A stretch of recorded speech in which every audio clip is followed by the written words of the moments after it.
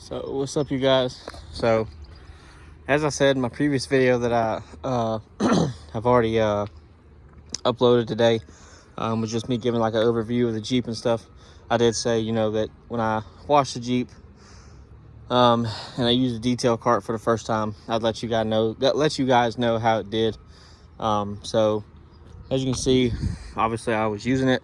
The Jeep is clean now, and for the most part, it is nice. It's definitely a little bit more convenient to have everything literally like right here. So like if I've got to fill a foam cannon up, or if I've got to change out, one of the lances, like if I want to use the angle, if I want to use the straight, or if I want to use, one of the different tips or whatever, it's all right here. If I want to switch soaps, like I said, it's all right here. The reel helps. I pulled it out probably a little bit, a couple feet past the Jeep. That way, if I go around it, it doesn't get stuck. And it didn't move. I've got the brakes locked right now. And I mean, if I actually, put some force in it, it don't take much.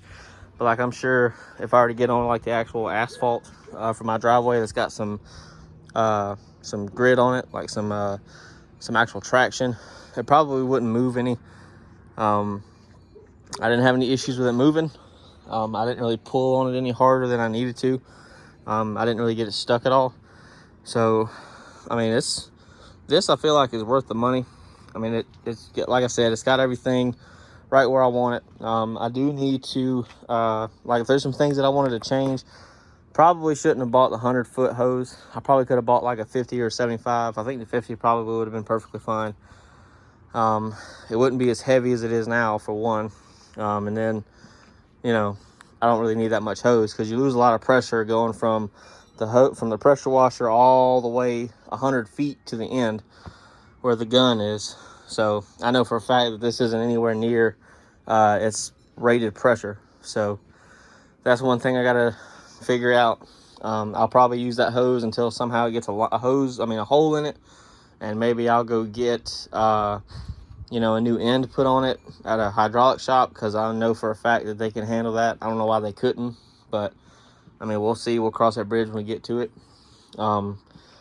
Then I need to also, as I said in the previous video, because I wasn't paying attention when I did all this, I need to swap the hose reel over and put it over here, so that way I can actually move it around, because right now the casters that actually steer are right here. I probably could just flip the handle around. I don't really see that as being a problem. I'll probably do that, because I've also got to flip the drawer around, because I put it on the wrong side, because I'm an idiot. Because the little tab right here is what the drawer actually locks to. So the drawer will actually slide open if I'm not careful. So, I mean, the keys are right here for it. It stays in my garage. I don't really need to lock it, but, like I said, it would help if I'm going to move it. It don't swing the drawer out. So, like, if I'm going to wash the Jeep over there, which I probably can't even do that now that I say that, because the hose is right here, and the line that goes from the pressure washer itself to the reel isn't that long. So, but if I needed to do that, I need to fix it.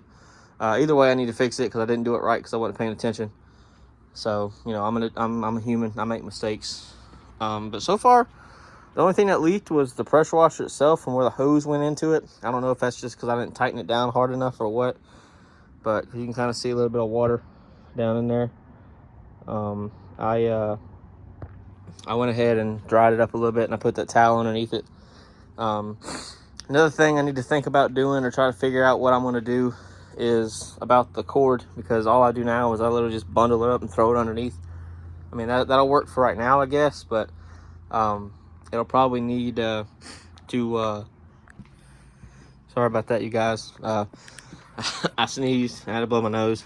But anyway, like I was saying, I need to figure out something about the cord, the power cord for the pressure washer. I need to find a way to kind of like wrap it up somewhere over here. Another thing is the what are these? The foam cannons.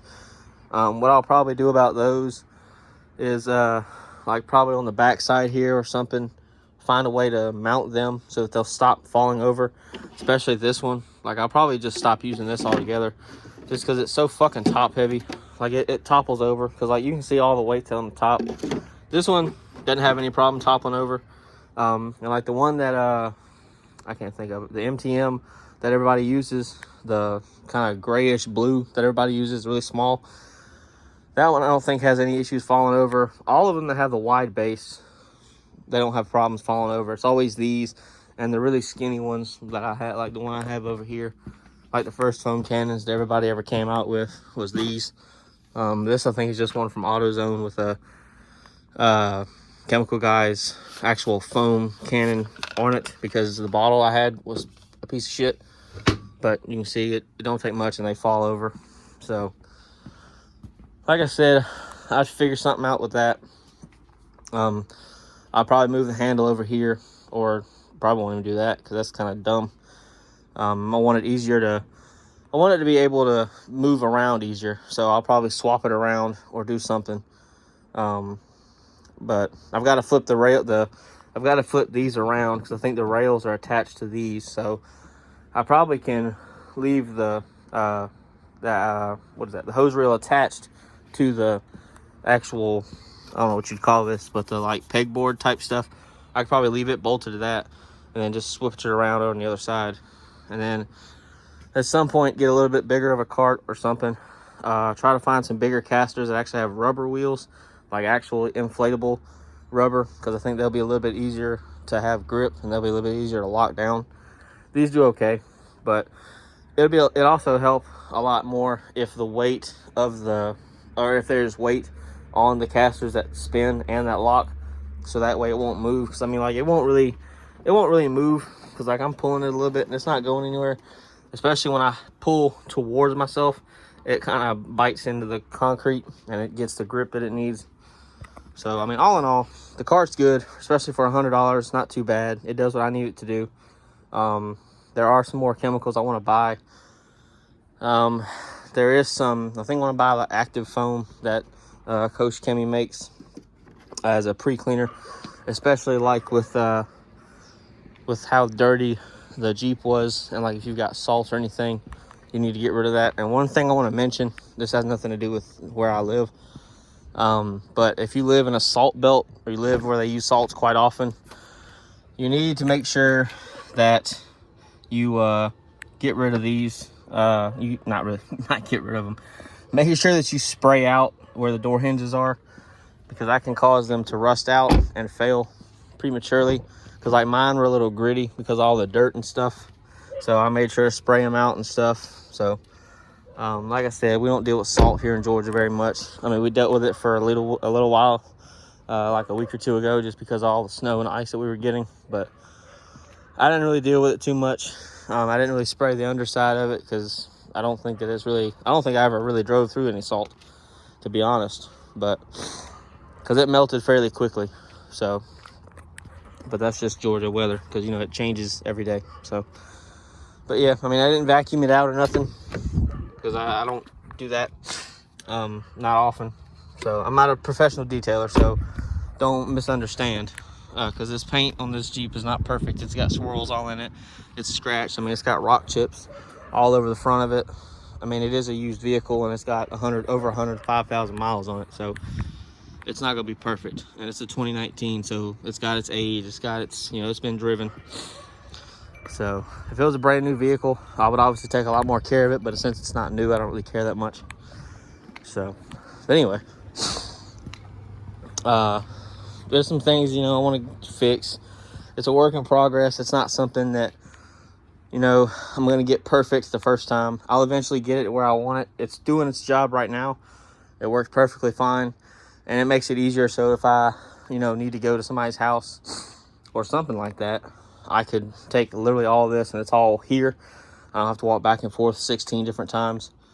So, yeah, that's pretty much it. So if you were to do this on your own, probably don't buy as long of a hose as I have. You probably don't need that long of a hose at all. If you're using it on a truck, that's different, because I know a lot of mobile detailers, they have it in their trailer or their van or whatever they work out of, and they typically have about 100 foot, maybe 75 to 100 feet. They may even have 50, but I would assume, to be safe, it's 75 to 100, just so that way they can go from the vehicle all the way around the car at least once, so that way they don't have to sit there and go around and waste time and all that, especially when you're out in the sun like I am. My water's not filtered, so I have really hard water. There's a lot of minerals in it, so if I let it dry like it's doing now, there's going to be water spots on the paint and on the glass. I don't really care. I have water spot remover as well. So, but yeah, all I gotta do now is just go throw some tire shine on it, and then we'll be done. And I gotta go buy some new wipers for it. So yeah, but anyway, that's pretty much it. So I hope y'all enjoyed. If you have any questions, let me know, and I'll see y'all later.